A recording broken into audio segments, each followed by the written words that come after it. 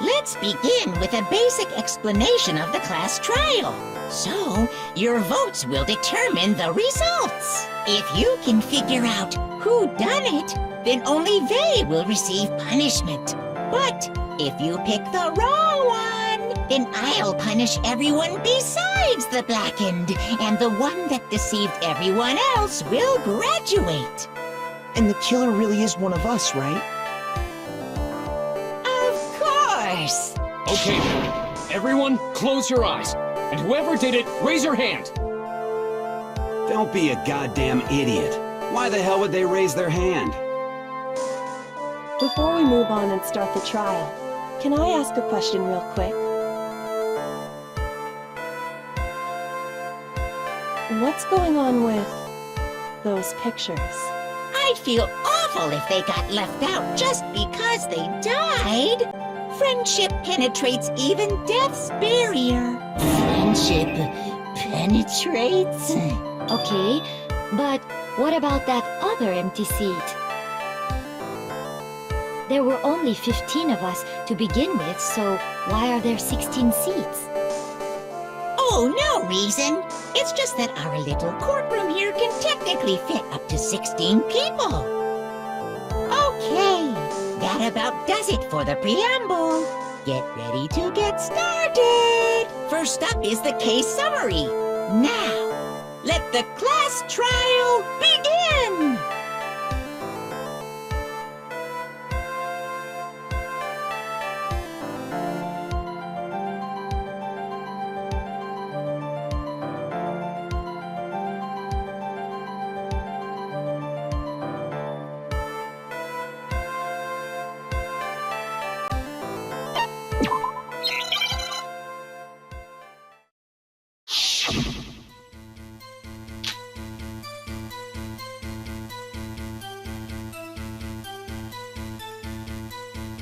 I assert that the one who was murdered was Miss Sayaka Maizono!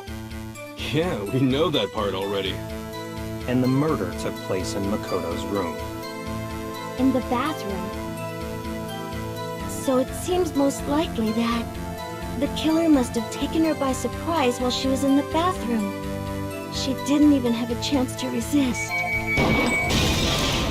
No, that's wrong!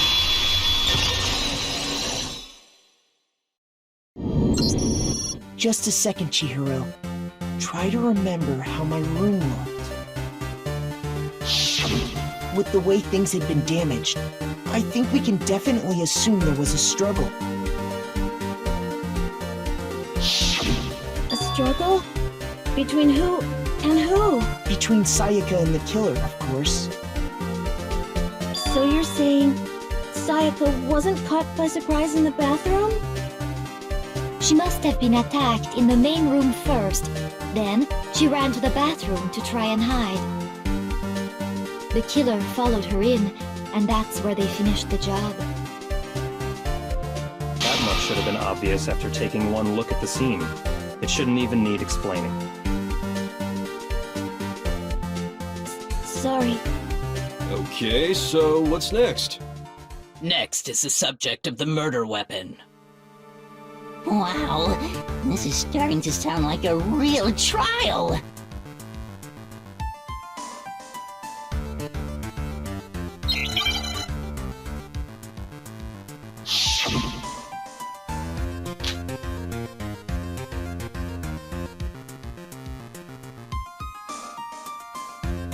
So what was used to kill her?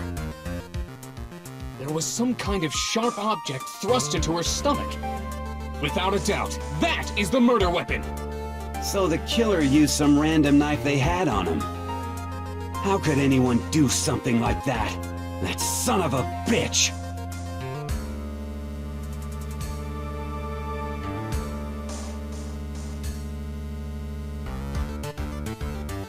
So what was used to kill her? There was some kind of sharp object thrust into her stomach. Without a doubt, that is the murder weapon! So the killer used some random knife they had on him. No, that's wrong!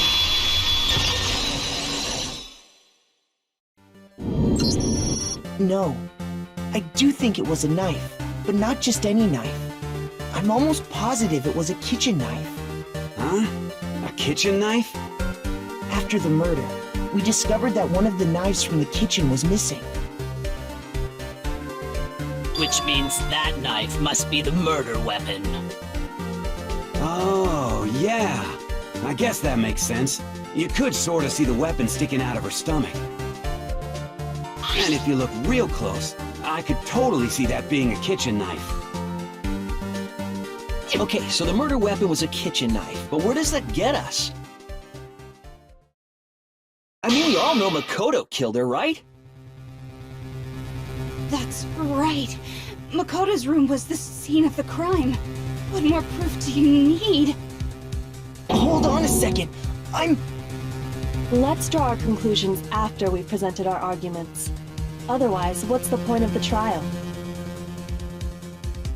Well, we can talk all we want. It's not going to change that conclusion. I don't think that's true at all. I'm sure if we keep at it, something new will reveal itself. You really believe that?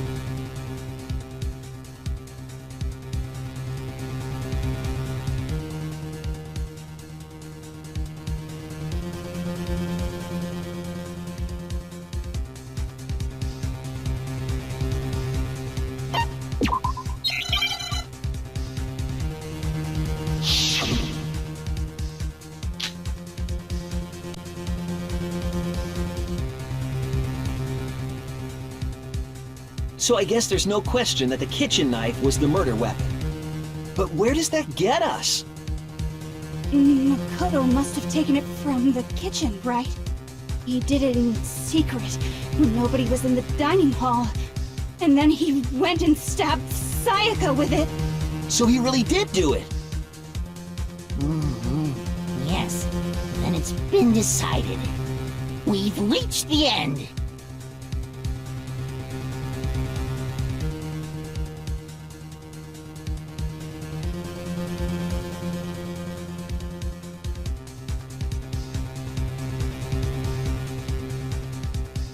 So I guess there's no question that the kitchen knife was the murder weapon. But where does that get us? Makoto must have taken it from the kitchen, right? He did it in secret, when nobody was in the dining hall. No, that's wrong!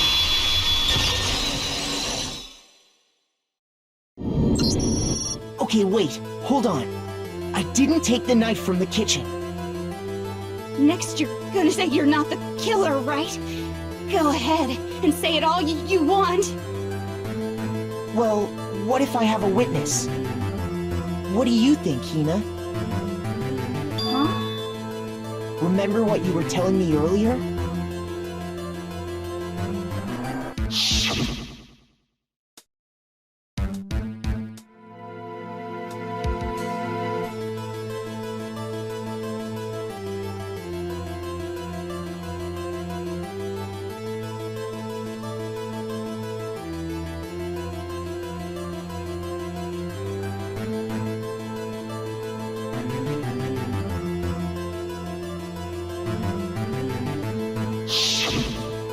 Just to be perfectly clear, the knife disappeared while you were in the dining hall, correct? Yeah, that's right. And at any point while you were there, did you ever see me come into the dining hall? No, I don't think so. You don't think so? No, he definitely wasn't there. The knife disappeared while Hina was in the dining hall, but I wasn't there the entire time. In other words, there's no way I could have taken the knife. Okay, then what about this? What if the idiot swimmer girl and Makoto are in on it together, and lying to protect each other? Idiot swimmer girl! Oh, and more importantly, why would I get involved in something like that? Speaking of which, I'd like to ask the bear, if there is an accomplice, do they also become blackened? So you ask, and so I shall answer. Each murder is allowed to have an accomplice, but only the one who does the killing will get to graduate. So in other words, two people can work together, but one of them has no chance of profiting from it.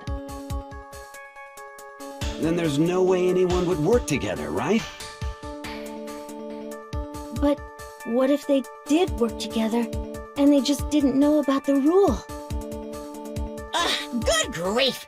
Enough already! No, okay? There are no accomplices in this case! Oops!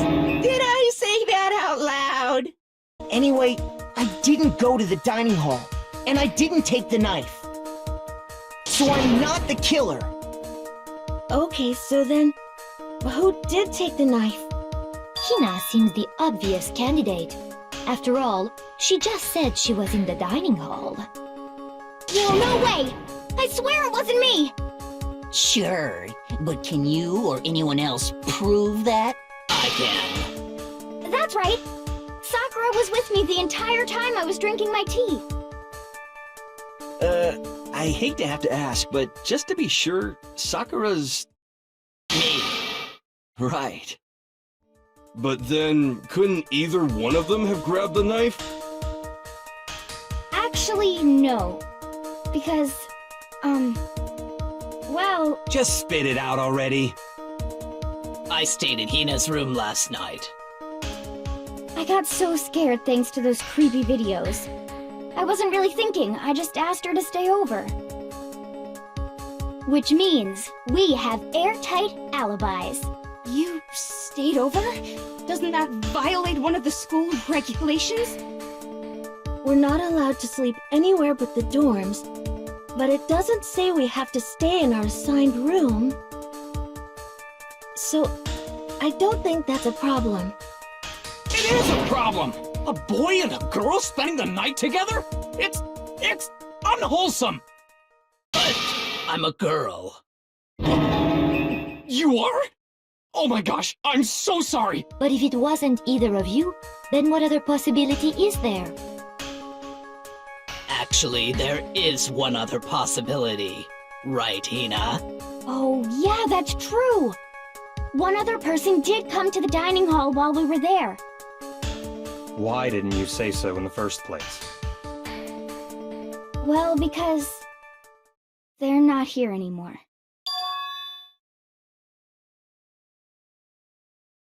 Sayaka. She's the one who came to the dining hall. And then later, she wound up dead.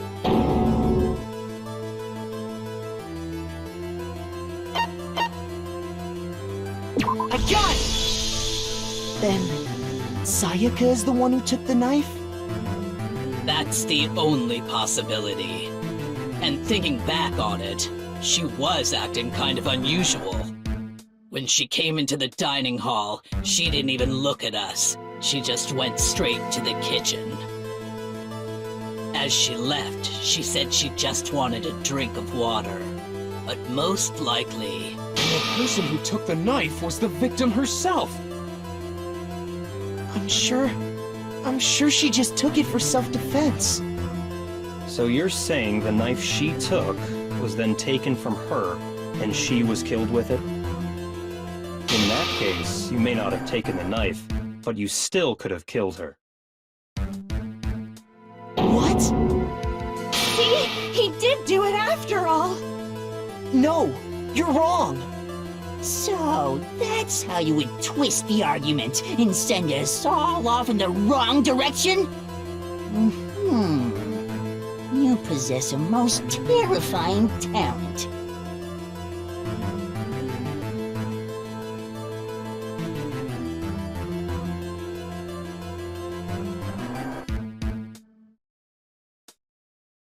Hold on. It's still too early to decide conclusively that Makoto is the killer, wouldn't you say?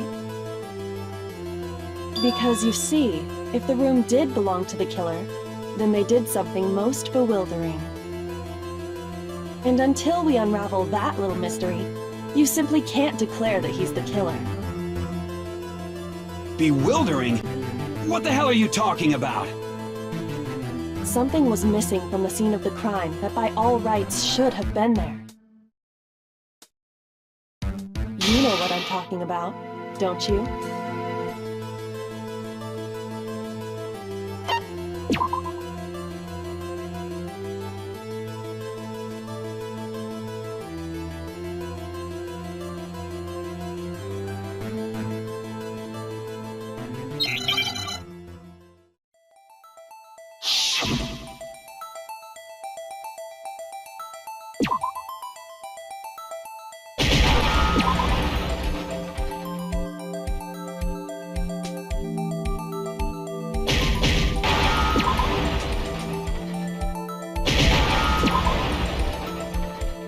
Now I understand! That's right! There wasn't a single hair on the floor! So, the culprit removed some evidence? Yes, and if I were the culprit, why would I need to get rid of all the hair in my own room? It wouldn't be unusual at all to find my hair at the crime scene if the crime scene is in my room. The reason all the hair was gone was to remove any trace that Sayaka had ever been there. That makes sense, does it not? No. If that were the case, they would have had to do something about the body itself, not just her hair. Yes, very true, very true. Okay, then why wasn't there any hair on the ground? The killer got rid of it all, of course, to remove any trace that they had ever been there. Wait, then that means... Precisely. It's simply beyond reason to believe that the room's owner and the killer are one and the same. Then, Makoto isn't the culprit? Are you sure we can decide something so important based solely on the absence of some hair? No. There are other reasons that prove why Makoto couldn't have done it. I would like to hear these reasons. Do you remember anything remarkable about the bathroom at the scene? Sayaka was attacked in the main room first, then fled into the bathroom, right?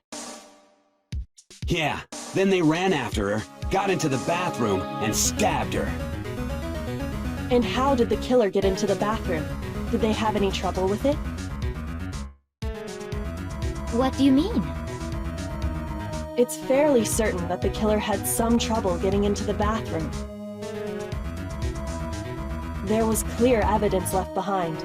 Do you remember, Makoto?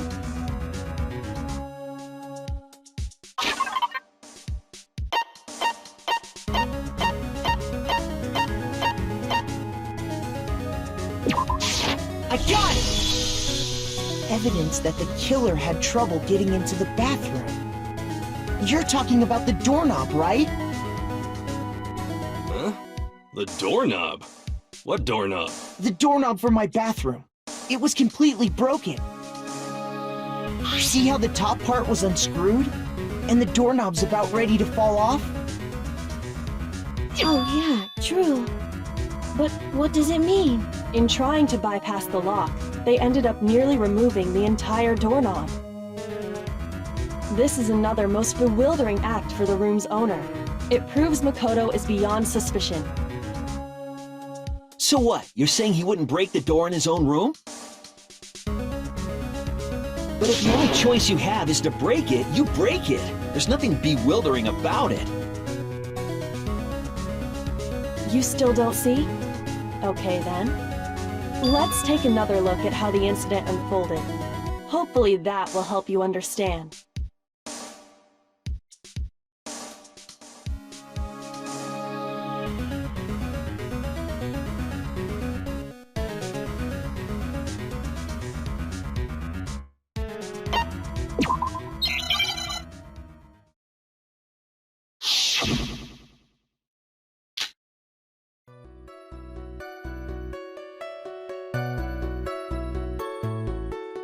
The incident took place in Makoto's room. Sayaka was first attacked in the main room. She then fled into the bathroom.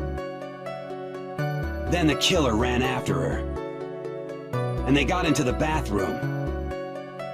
At that point, the killer had to try and bust down the door, because Sayaka had locked it. And finally, the culprit had Sayaka cornered.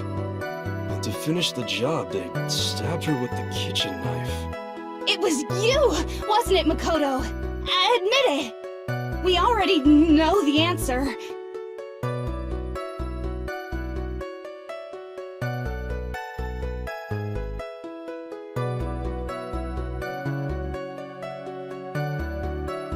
The incident took place in Makoto's room.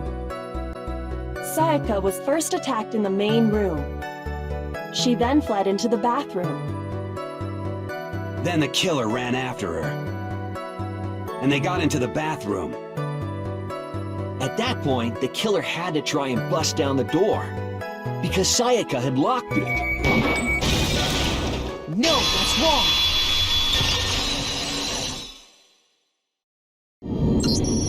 The reason my bathroom didn't open wasn't because it was locked.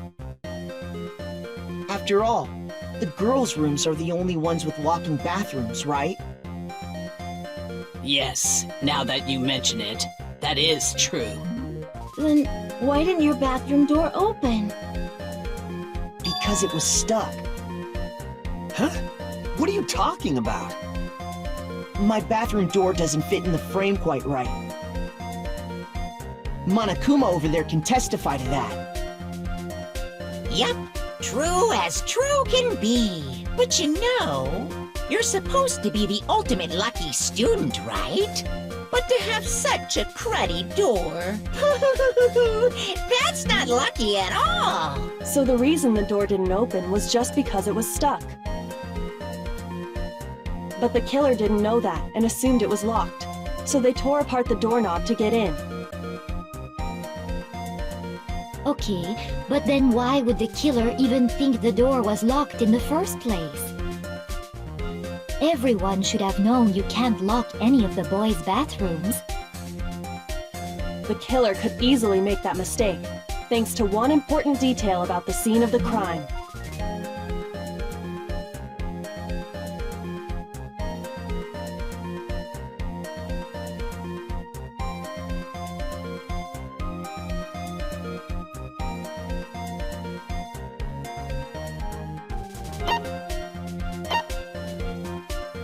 I got it! The killer must not have realized that it was my room. What? Are you saying the culprit didn't even know where he was? That's inconceivable! And yet, he's absolutely right. Say what? Well, to be more specific, what the killer didn't know was that Makoto and Sayaka had switched rooms. Which is what led to the misunderstanding about the bathroom. If Sayaka had been in her own room, then Then there would have been a lock on the door, and they would have had to break through! So they had no idea how unnecessary their actions were. ultimately, we can't know if it came open by force or simply by accident. But the killer must have been considerably confused, with no idea how they actually got the door opened. Regardless, it was a pointless act. Wasting time trying to break down a door that wasn't locked is... definitely something I wouldn't do, since I would have known exactly why it wasn't opening, right? That is a definite possibility. So the killer would have to be someone who didn't know they'd switched rooms? Then Makoto couldn't have done it.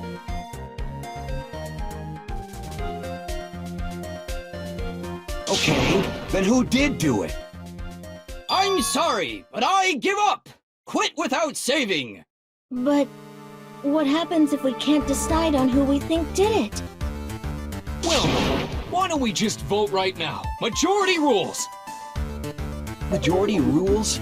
You really think that's a good idea? Yeah, our necks are on the line here. Someone seriously needs to do something. For serious. Does no one have any other thoughts or questions?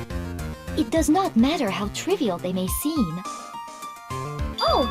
As a matter of fact, I do have one question. Oh, you. You don't gotta sound so disappointed. It's fine, it's fine. Just ask your question. Oh yeah. Okay, so, well, I was just wondering, how did the culprit get into Makoto's room in the first place? Yes. How did the killer get inside? Maybe Sayaka just dropped the key somewhere and the culprit picked it up. That's possible, right? I don't think so. That seems way too convenient.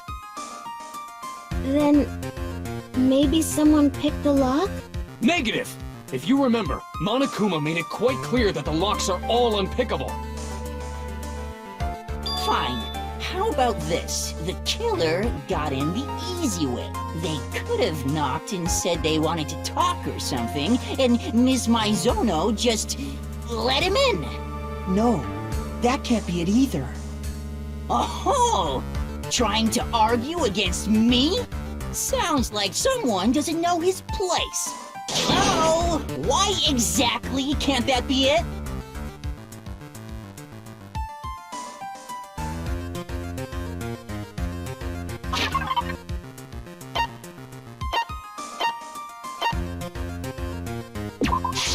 I got it! Because Sayaka was already scared, remember? That's why she asked me to switch rooms in the first place.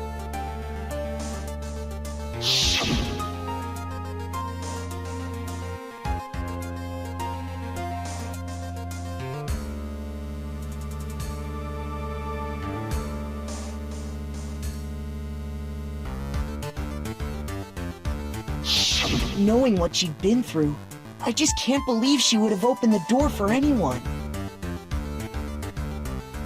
What if her being scared was a lie? Huh? What the hell is that supposed to mean? Why would she lie about something like that? I know you don't want to consider it, but look at this and tell me. Can you still deny the possibility?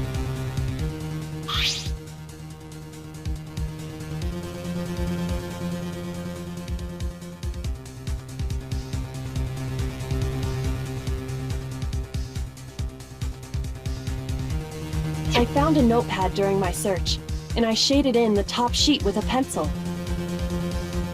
And these are the words that appeared. Oh man!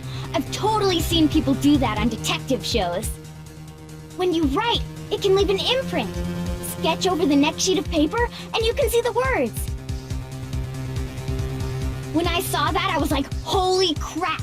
I better make sure I rip the paper out before I use it from now on.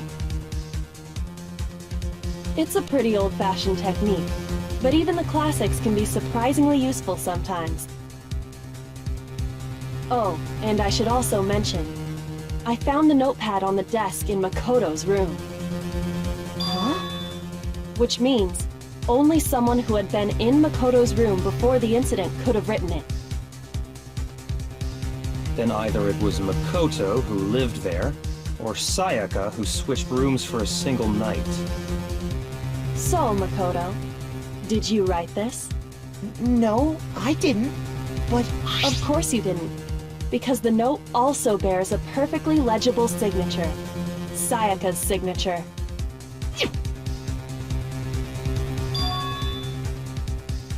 But why? Why would she write that? The note was likely her way of getting in touch with a certain someone. She must have slid it under their door to let them know she wanted to meet with them in secret. If you got an invitation like that from the ultimate pop sensation, what young man could resist? Of course, I'm only into 2D, so it wouldn't have any effect on me. But can we be sure anyone even got this note? And honestly, even if they did, I do not think they are at all involved in what happened. Huh? What makes you say that? Would you like to hear what I have to say? Very well then. Pay attention.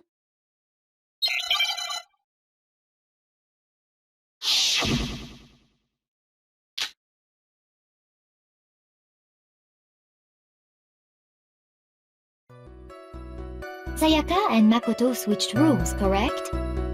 But in the note, the place they were asked to come to, it specifically says, my room. I see. So if someone read that note, then they would have gone to Sayaka's room. Exactly. The room that Makoto was staying in. So in other words, even if someone did read the note and did what it said, they would not have any connection to what happened. It certainly would seem that way.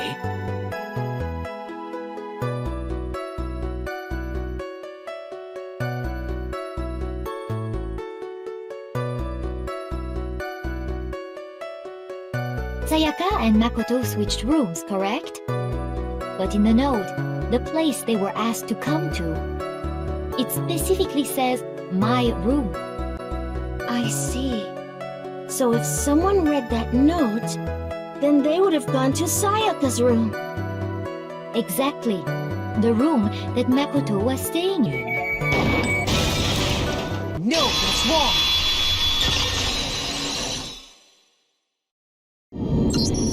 The nameplates on Mai and Sayaka's rooms got switched. They got switched? That's right. The nameplates got switched, just like the rooms themselves. As a result, the nameplate on Sayaka's room actually had Makoto's name. And the nameplate on Makoto's room had Sayaka's. So what you're saying is, the room Sayaka was staying in was actually marked as her room. Then, if someone did do what the note said, they would end up at Makoto's room where Sayaka was. Plus, their rooms are right next to each other, so switching the nameplates would be no problem. And the one who switched the names was... well, of course it wasn't you, right, Makoto? Right? Okay, then who did it?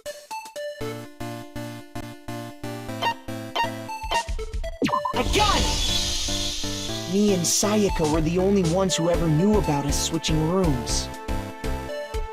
So the only other person besides me who would even know to switch the nameplates was Sayaka. You can also infer as much from her note.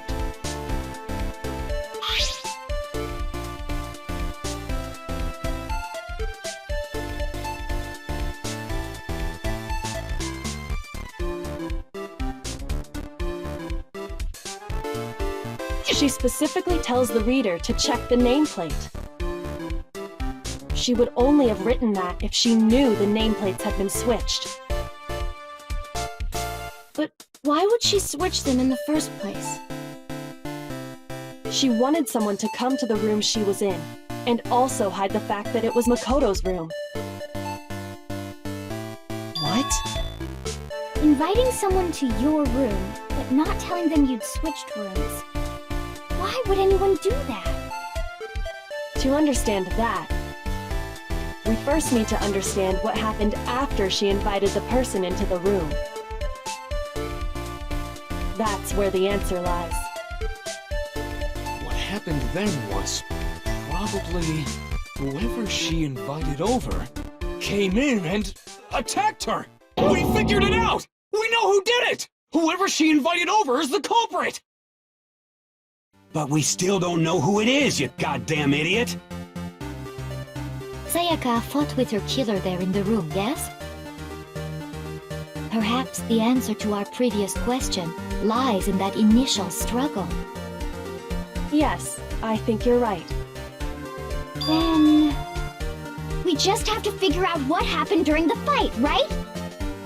That reminds me. There was a replica sword at the murder scene. Was that perhaps used during the fight? Oh yeah. What's the deal with that sword? Sayaka suggested I should hold on to it. I thought it might come in handy if I had to defend myself. It seems pretty likely that the killer used it to break Sayaka's right wrist. How the hell could you possibly know that's what broke her wrist?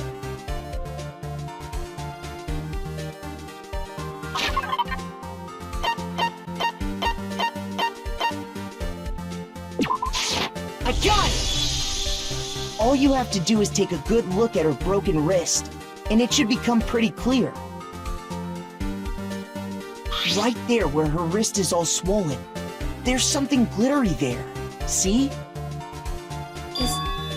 Is that gold? It sure is. Specifically, the gold coating from the replica sword. You barely have to touch that stuff, and it'll stick right to you. And there's some on her wrist because... I got it! Because she got hit with the sword, right there on her wrist!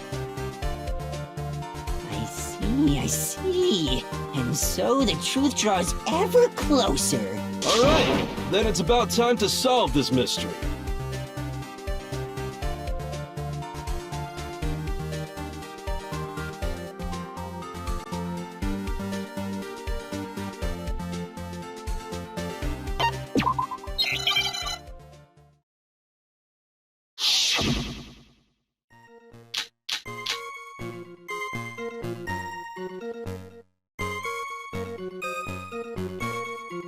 When the fighting broke out, the culprit grabbed the sword, and that's when the first blow was dealt.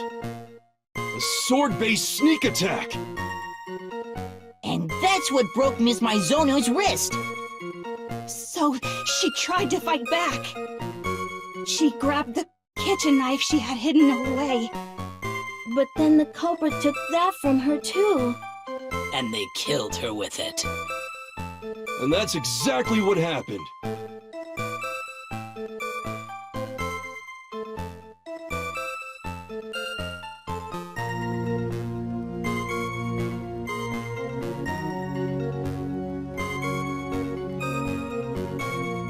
When the fighting broke out, the culprit grabbed the sword, and that's when the first blow was dealt. A sword-based sneak attack! No, that's wrong!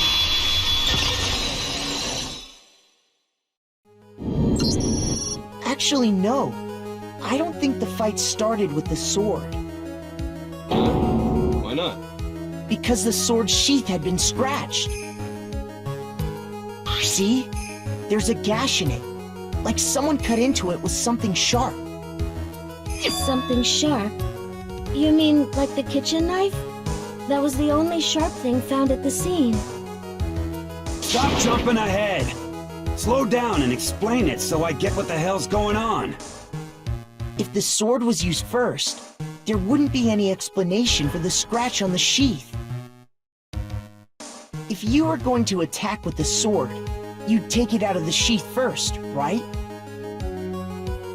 That's true. With the sheath on, it'd be heavy and bulky and useless as shit. Okay, so how did the sheath get damaged? If they got attacked with the kitchen knife, maybe they grabbed the sword as a defensive impulse. In that situation, there wouldn't be any time to actually unsheath the sword. So you're saying the sword was initially used to defend against an attack from the knife? Which means whoever had the kitchen knife was the one who attacked first. I think I get it! So here's how it all played out. The culprit came in, found the kitchen knife hidden there somewhere.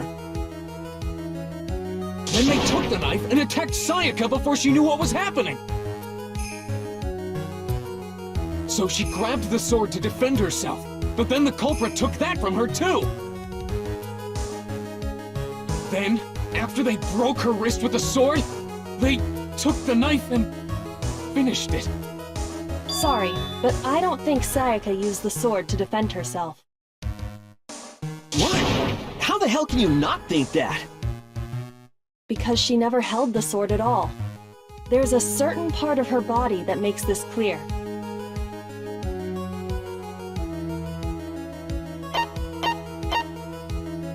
I got it! You're talking about her palms, right?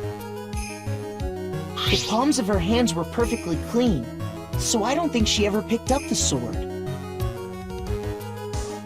How can you know that just by looking at her palms? Like I said before, the gold coating on that sword comes right off. All you have to do is touch it. In fact, if you look, you'll notice that a lot of the gold has already come off the handle. It's safe to assume that's because whoever used the sword got some of it on their hands. There's really no way she could have picked it up and come away completely clean. Maybe she washed her hands after she escaped into the bathroom. Sorry, but I don't think so. Why do you say that? Is it because you think I'm ugly? No, that's not it at all.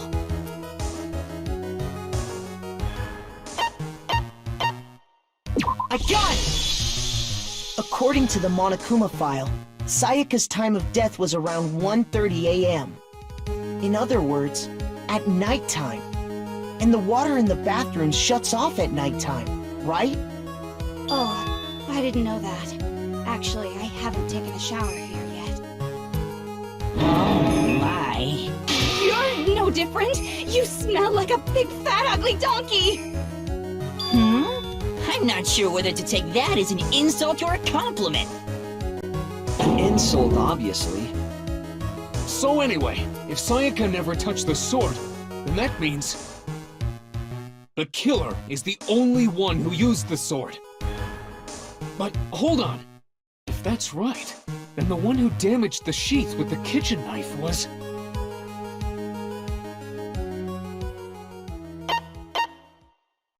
I got it!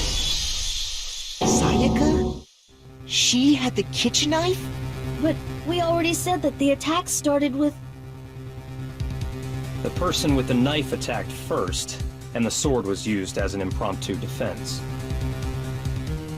Then the one who attacked first was... Sayaka? Now do you understand? She wasn't a blameless victim in this. No, far from it. It's almost as if she'd been planning to commit a murder of her own. She took the knife from the kitchen, then invited the culprit to the room she was staying in. And if it's true that she had the kitchen knife and attacked without provocation... Indeed. These are all the actions of an assailant. Which brings up another point. Makoto, Sayaka was the one who suggested you two switch rooms, correct? Maybe the reason she wanted to switch rooms was so that she could pin the crime on you. That is a possibility, is it not? Sayaka wanted to... on me? That would also explain why she would switch the nameplates. She wanted to get whoever she had targeted to come to Makoto's room where she was staying. And by committing the murder there, instead of her room, that would implicate Makoto. But for that to work, the target had to be lured out while still keeping the room swap a secret. If the target knew she had switched rooms, they would have become suspicious right away. So all that's why she switched the names? But doesn't that plan seem a little risky? For one thing, even if her plan worked, Mr. Naegi would just tell everyone they'd switched rooms. I don't know. I'm not sure our soft-hearted Makoto is capable of that kind of cutthroat behavior. I'm sure Sayaka realized the same thing, which is why out of all of us, she asked him to switch rooms. Plus, she was the ultimate pop sensation. A totally forgettable kid. Or a national superstar. Who are you more likely to believe? Wait, then you're saying she had this all planned out? Holy shit! But in the end, her plan backfired. She launched her attack with the knife, then found herself under attack in turn. That must be when her wrist got broken, and she was forced to drop the knife. The tables were suddenly turned on her, and she died at the hands of the one she'd planned to murder. Just hold on! That can't be true! Because... Hey! You guys have totally derailed the argument! You're being super boring right now. Come on, hurry up and decide who did it. Wouldn't it be awful if I had to punish you all just because you ran out of time? Oh yeah, we gotta decide who we think did it. Makoto, right now you just need to concentrate on figuring out the answer to this mystery. If we can't uncover who murdered Sayaka, it's over for all of us.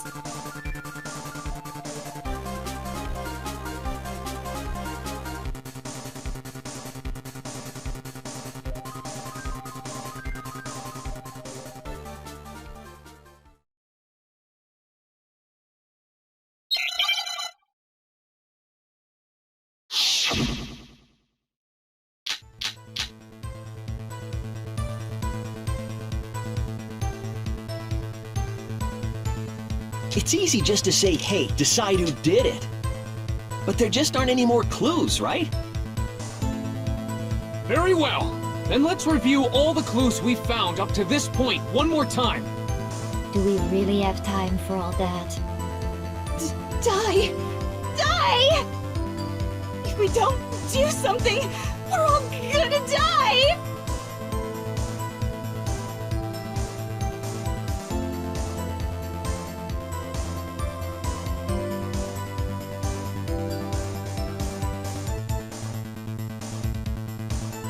It's easy just to say, hey, decide who did it.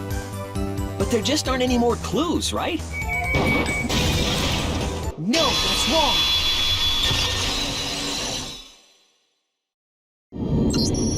There still might be one clue left. Sayaka's dying message. Dining, wait, what did you say? The dying message. She wrote something on the wall behind her, remember? 11037. Written in her own blood. There must be a clue about the killer hidden in there. Well, before we get too far into that, I need to ask, can we really be sure that Sayaka is the one who wrote it?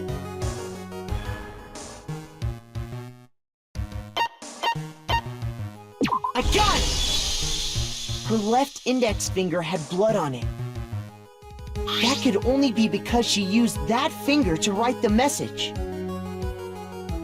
I see. She broke her right wrist during the fight, so she'd have to use her left hand to write. Sure, I think we can all agree Sayaka wrote it. But still, what the heck do those numbers mean? 11037? Hey, Chihiro. You're a computer nerd or whatever, right? You should know all about numbers and shit. No, that's not... Yes, I'm a programmer, but I don't see any kind of meaning in these numbers. Of course. It's because they're not numbers.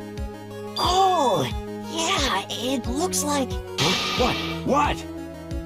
No, it's just... look at the numbers, assuming they're not numbers. Don't these first two, 1-1, look less like two numbers and more like one letter? Ah, you're right. The connecting line is barely there, so I assumed it was 1-1, but looking at it now, you could also read it as an N. Whoa! You might have finally just said something worth a shit. Our little gray cells are really getting excited now. But even if that really is an N, N037, doesn't make any more sense than before.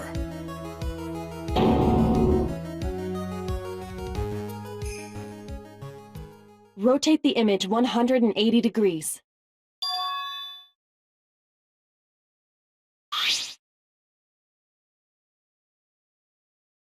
Oh my god. Now I see. She wrote down the killer's name. Huh? You just shot past the clue part and right onto who did it. So, whose name did she write?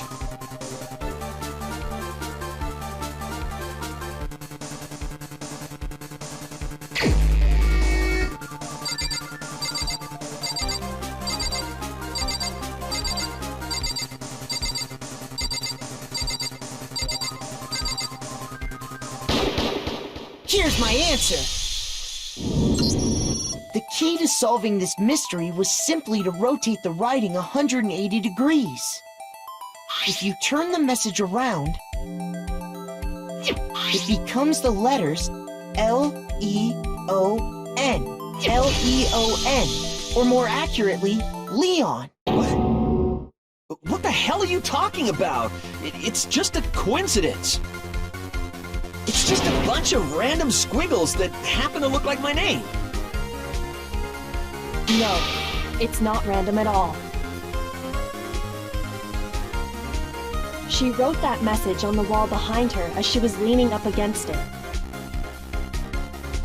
In that position, she couldn't move to write normally, and had to write upside down, as it were. And as a result, when you look at it standing in front of her, it ends up getting flipped. Try it for yourself if you want. Write something sitting like her, and the letters will be inverted.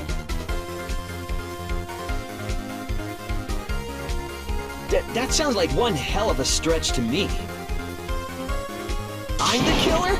You can't just go and say shit like that. If you're not the killer, then why did you try to destroy the evidence?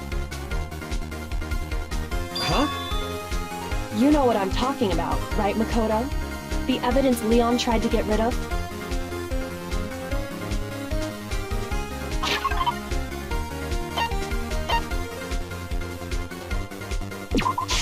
I got it! You mean the burnt shirt piece I found laying on the ground by the incinerator, right? As the killer stabbed Sayaka, they must have gotten some of her blood on them.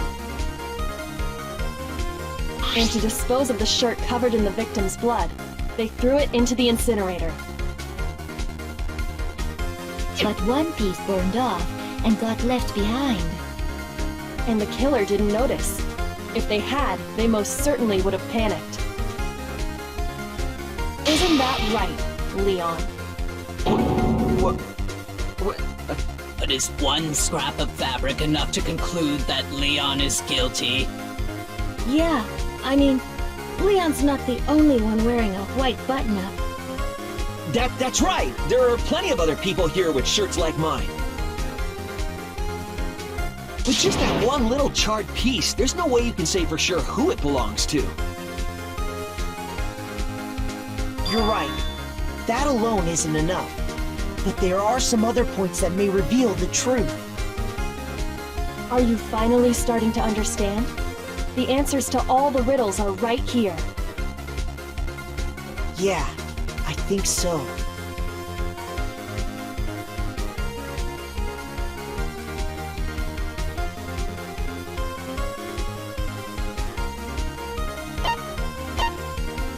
I got it! If we look closely at how the shirt was disposed of, we should be able to figure out who the killer is. Oh yeah, that's a good point. I think I know what you're gonna say. You can't reach the incinerator without opening the gate in front of the trash room, right? And obviously, you wouldn't be able to hit the switch to turn it on either. You need the key to get in, and the one with the key was the person on cleaning duty. So the killer had to be whoever was in charge of taking care of the trash, right? Interesting.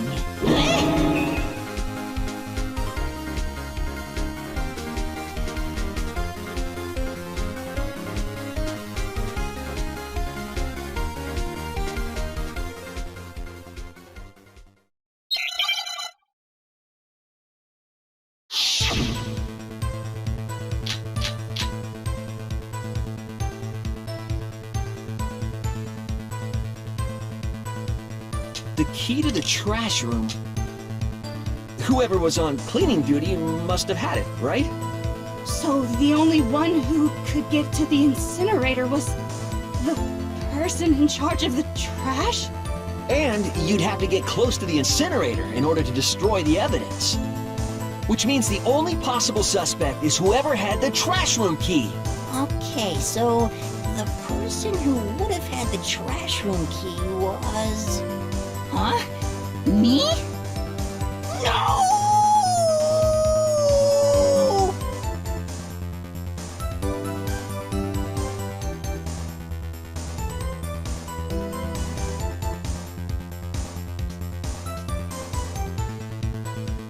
The key to the trash room. Whoever was on cleaning duty must have had it, right? So the only one who could get to the incinerator was the person in charge of the trash? And you'd have to get close to the incinerator in order to destroy the evidence. No, that's wrong.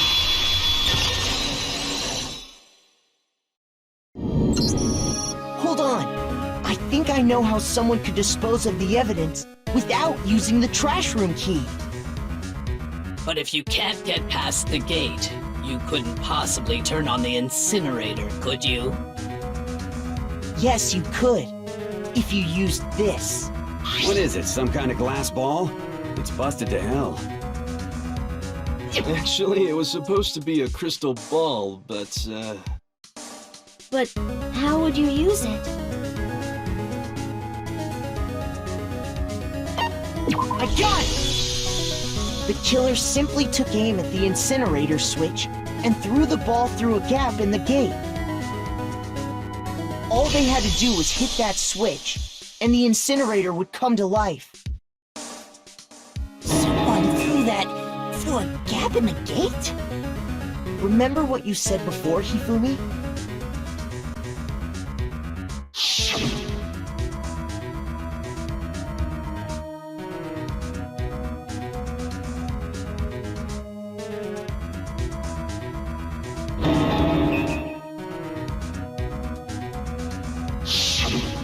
Hifumi had the key, so the only way the incinerator could have been turned on without his knowledge was because the killer was able to hit the switch without opening the gate. Once they got in the incinerator going, all they had to do was ball up the shirt and toss it in. Hey, come on! What the hell is this? All you have to do is look at the scene to know that the killer never actually went inside the trash room. The shards of broken glass, the incinerator left running, the piece of shirt that escaped the fire. If the killer had been on cleaning duty, the evidence would have been taken care of much more thoroughly. Wait, no, just hold on. But the distance from the gate to the incinerator has to be at least 30 feet, right? The pinpoint accuracy you'd need to throw a glass ball that far and hit something that small. Could someone really do that? That's right! There's no way! It'd be impossible! Difficult, absolutely. Impossible? I don't think so. Because the killer is... I got it! Because the killer is the ultimate baseball star.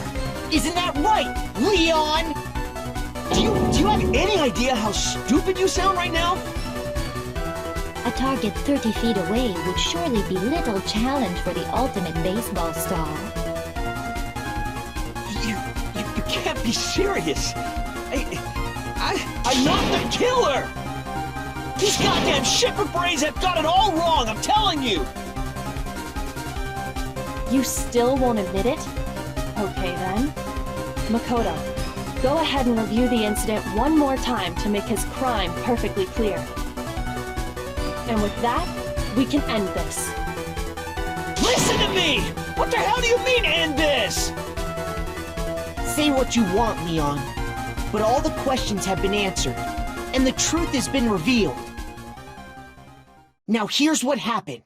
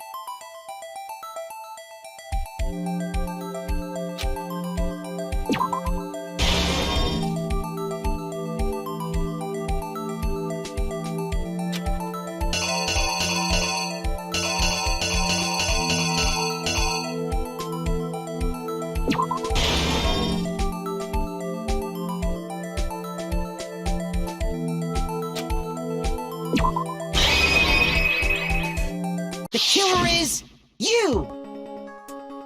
I think I'd better take one more look back at the case from the beginning.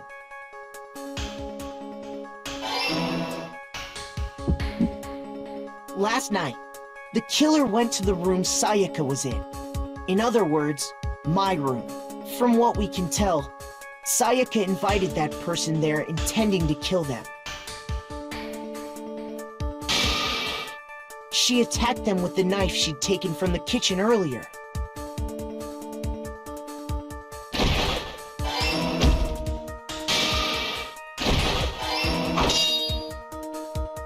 But then something happened that she wasn't prepared for. They grabbed the fake sword I put in my room and fought back. During the struggle, a strike from the sword broke Sayaka's right wrist.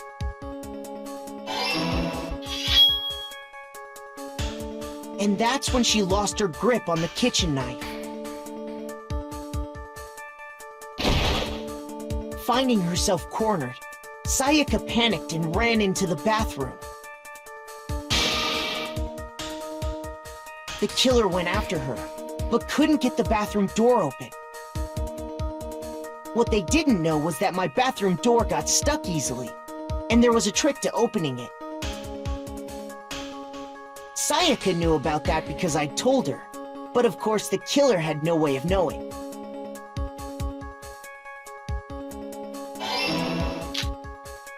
So instead, the killer forced the door open, took the kitchen knife,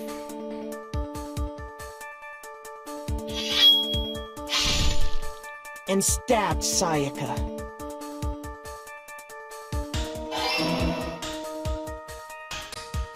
But with what strength she had remaining, Sayaka left a dying message.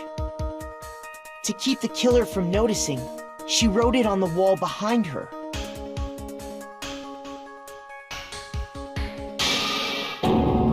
And with that, all her strength was gone. With Sayaka dead, the killer quickly began destroying the evidence. First, they took off their shirt, which was covered in their victim's blood.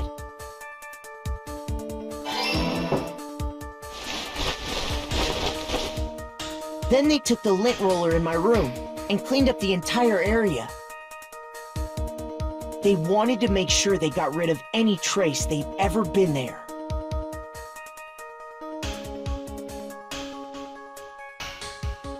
Afterwards, the killer headed to the trash room to destroy their bloody shirt. They tried to burn the shirt using the incinerator there. But the trash room was blocked off by an especially sturdy gate, preventing access to the incinerator.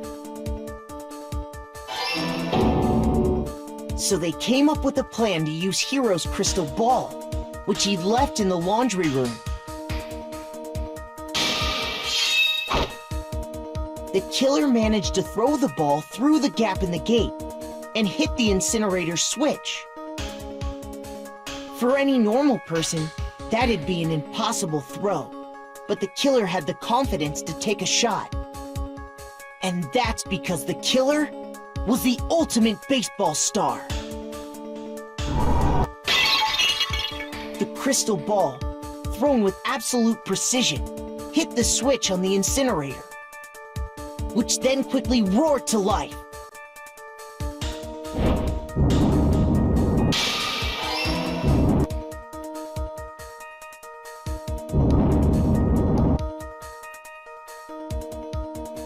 Having destroyed the final piece of evidence, they left the area with, I imagine, a sigh of relief. But there was one thing they missed.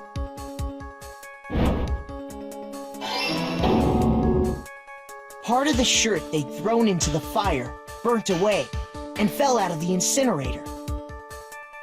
The killer didn't notice this, and so left behind a piece of indisputable evidence.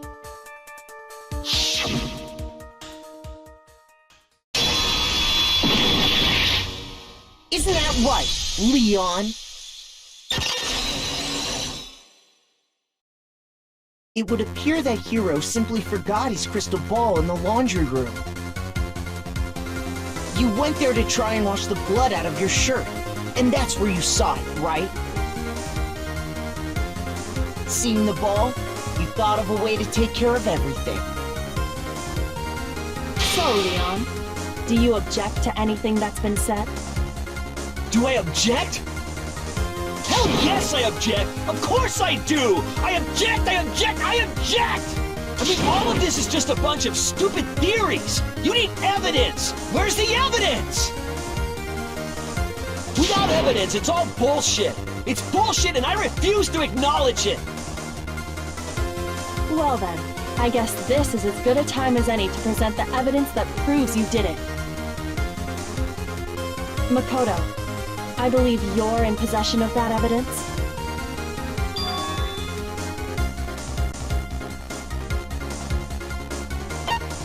When the killer broke the bathroom doorknob, they didn't use anything from your room to do it. So what did the killer use?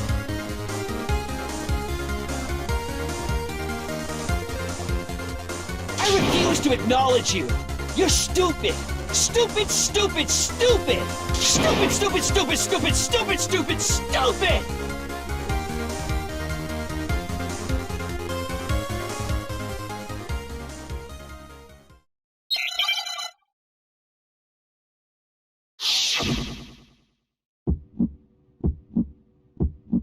Where's your proof? You kidding me? Not a chance! It wasn't me! Stupid! You lie! Shut up! Where's your proof? You kidding me? Not a chance! You lie! Where's your proof?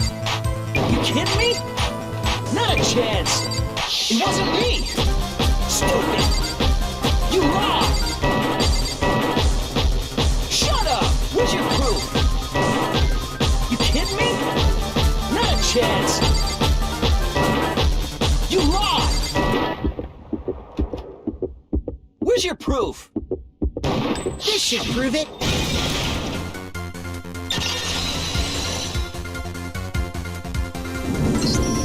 The screws on the bathroom doorknob were removed. I wonder what kind of tool the killer used to remove them. I mean, it had to be a screwdriver, right?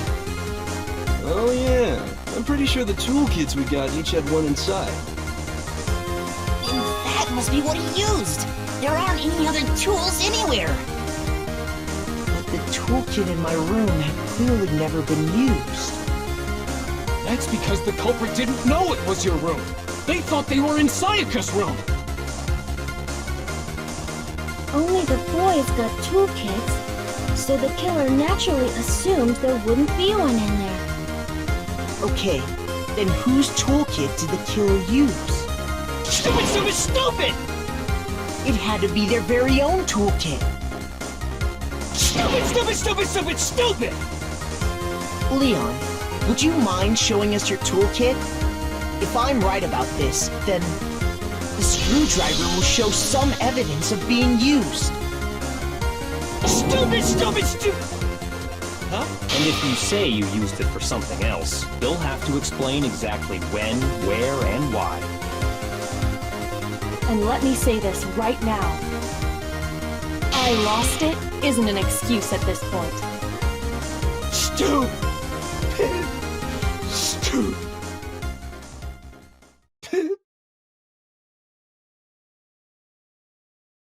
So, you have no rebuttal? Then it would seem we are finished here.